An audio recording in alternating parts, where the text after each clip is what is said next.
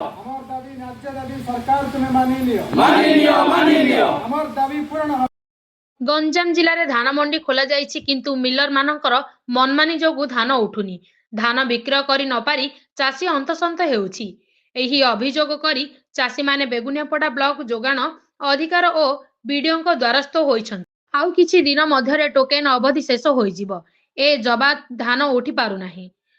ଗଞ୍ଜାମ ଜିଲ୍ଲା ବେଗୁନିଆପଡ଼ା ବ୍ଲକ ଅନ୍ତର୍ଗତ ଇନାମ ବେଲପଡ଼ା ସେବା ସମବାୟ ସମିତିର ଚାଷୀମାନେ ଏହି ଅଭିଯୋଗ କରି ଏକ ଦାବିପତ୍ର ବ୍ଲକ ଯୋଗାଣ ବିଭାଗ ଅଧିକାରୀ, ବେଗୁନିଆପଡ଼ା ଗୋଷ୍ଠୀ ଉନ୍ନୟନ ଅଧିକାରୀଙ୍କୁ ଦେବା ସହିତ କୋଦଳା ତହସିଲ କାର୍ଯ୍ୟାଳୟରେ ମଧ୍ୟ ପ୍ରଦାର୍ପଣ କରିଛି।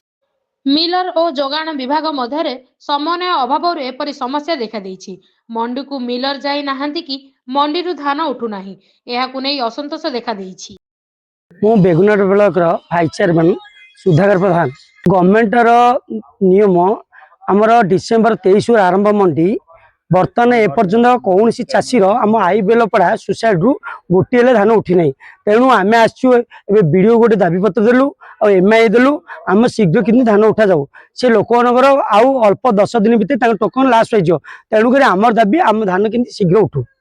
ଆମେ ଯୋଗାଣ ଦେଇକି ଫାଷ୍ଟ ଦେଲା ପରେ ସିଏ କହିଲେ ମୁଁ କାଲି ଚେଷ୍ଟା କରିବି କିନ୍ତୁ କନଫର୍ମ ମୁଁ କରିନି କାଲି ଉଠିବ ବୋଲି ସିଏ କହିଛି ଚେଷ୍ଟା କରିବି। ଆଉ ବିଡ଼ିଓ ପାଖକୁ ଯାଇଥିଲୁ, ବିଡ଼ିଓ ଥିଲେ କଥା ହେଇଛୁ, ସିଏ କହିଲେ ଯେ ମୁଁ MIA ଥିଲେ ଆଉ ତହସିଲ ଭିତରେ କଥା ହେଇ କହିବି। ଆମେ ତ ସୋସାଇଟି ଧାନ କିଣିବା କଥା ଗଭର୍ଣ୍ଣମେଣ୍ଟ, କିନ୍ତୁ ଆମଠୁ ଓଜନକୁ ସୋସାଇଟି ରଖିବା କଥା। ସେମାନେ କହୁଛନ୍ତି ମିଲର ଆସୁନାହିଁ, କଟିଂ ସର୍ଟିଫିକେଟ ସେ ମାଗୁଛନ୍ତି, ଆମେ କଟିଂ ଯେମିତି ରାଜି ହଉନୁ। ତେଣୁ ଆମର ଗଭର୍ଣ୍ଣମେଣ୍ଟ ଯୋଉ ନିୟମ କରିଛି କୁଇଣ୍ଟାଲ ପିଛା 3100 ଟଙ୍କା ଆମେ ସେଇ କୁଇଣ୍ଟାଲରେ ଧାନ ଆଗ ଦେବୁ। ସେଥିପାଇଁ ଆମର ଦାବି ପୂରଣ କରିବା ପାଇଁ ସରକାର ପାଖରେ ଆମର ଅନୁରୋଧ। ତୁରନ୍ତ ସମସ୍ୟାର ସମାଧାନ ନହେଲେ ବ୍ଲକ କାର୍ଯ୍ୟାଳୟ ସମ୍ମୁଖରେ ଧାରଣା ଦେବେ ବୋଲି କହିଛନ୍ତି ଇନାମ ବେଲପଡ଼ା ସୋସାଇଟିର ଚାଷୀ। ଦାବିପତ୍ର ପ୍ରଦାନ ବେଳେ ବେଗୁନିଆପଡ଼ା ବ୍ଲକ ଉତ୍ପାଦକ ସୁଧାକର ପ୍ରଧାନ, ମର୍ଦ୍ଦମେଖ ପଞ୍ଚାୟତ ପ୍ରତିନିଧି ଖୁସିକେଶ ମେହେଣା, ପ୍ରଭାକର ନାୟକ ସମେତ ବହୁ ଚାଷୀ ଉପସ୍ଥିତ ଥିଲେ।